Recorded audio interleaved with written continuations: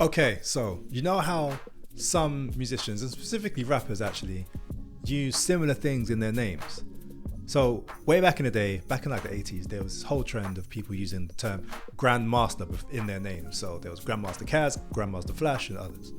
Then there was like this whole other era of people using the word cool. So there was like Cool Mo D, LL Cool J, and others. Then moving forward, there were people who started using the dollar sign. So you've got Ty Dollar Sign, and you've got others who use ASAP Rocky as well as another one who used the dollar sign in their name. And then we also have like Little, so like Little Baby, Little Yachty, and others like that. But before those people were even born, there were others that used the tag Lord in their names. And today we're going to be talking about one of them. And his name was Lord Kitchener. No, not that one. Yes, that's the one. Lord Kitchener. So of course, Lord Kitchener wasn't actually his real name. His name was Aldwin Roberts, and he was born on the 18th of April 1922 in a place called Arima, which is located on the island of Trinidad, which is part of the country of Trinidad and Tobago. He grew up singing and playing his guitar, and he actually won a local tournament in Arima, a Calypso tournament, when he was only 14 years old. And it was around that time that he started to use the name Lord Kitchener. One of the things that he's become really known for, and actually Calypso in general, are the political messages embedded within the songs. And of course, not everyone liked this, but Lord Kitchener found some success, and before long he was performing in different places around the Caribbean and in America, such as New York and Jamaica. This is where the story starts to change a little bit. As you might know a little bit about history, you know that around about when Lord Kitchener would have been doing all of this in his early 20s, that's really the start of World War II. So, as you might know, during World War II, England was bombed in certain places quite heavily.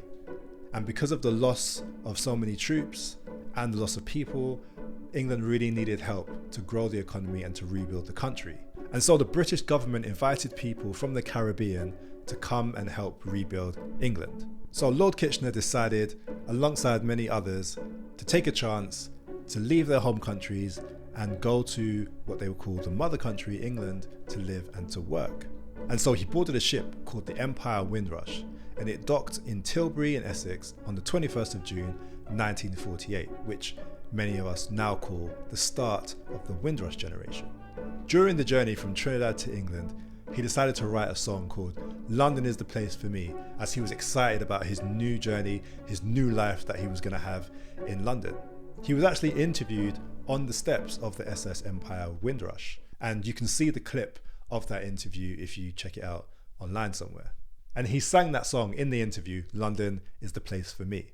He later went on to record it properly, but it's amazing to see him in his hat, in his suit, looking sharp, being interviewed, singing this song that would go on to become, in many ways, a classic. He soon settled into life in England, even though there was a lot of racism, and again, that's probably another story for another time. But he appeared on the BBC a few times during the 1950s, he performed all over the country, and he started to write music about his experiences.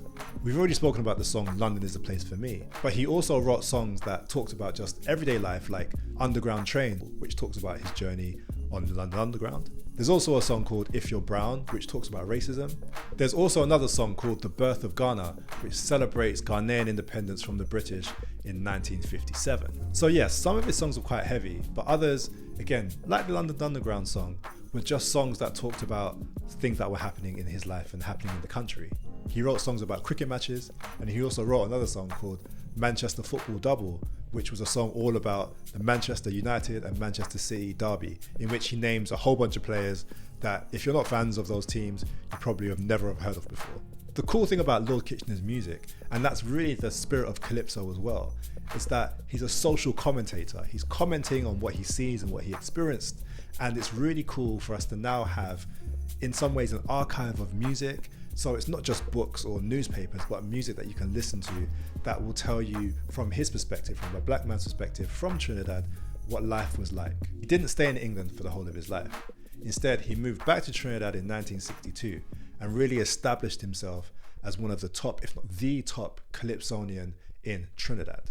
So in Trinidad, during Carnival, there's a thing called Road March. And essentially what Road March is a competition, a musical competition, which essentially rewards the person who's created a song that's played the most. So it's essentially the song that's the most catchy song for Carnival. Lord Kitchener was such a skilled musician and lyricist that he actually won the Road March 10 times in 13 years. And that's still a record that has not been broken since all the way back then. He was crowned Calypso King in 1975.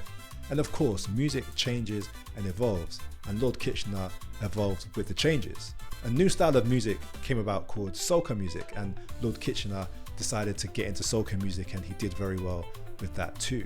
He passed away in the year 2000, only months after his final performance, but his legacy still lives on.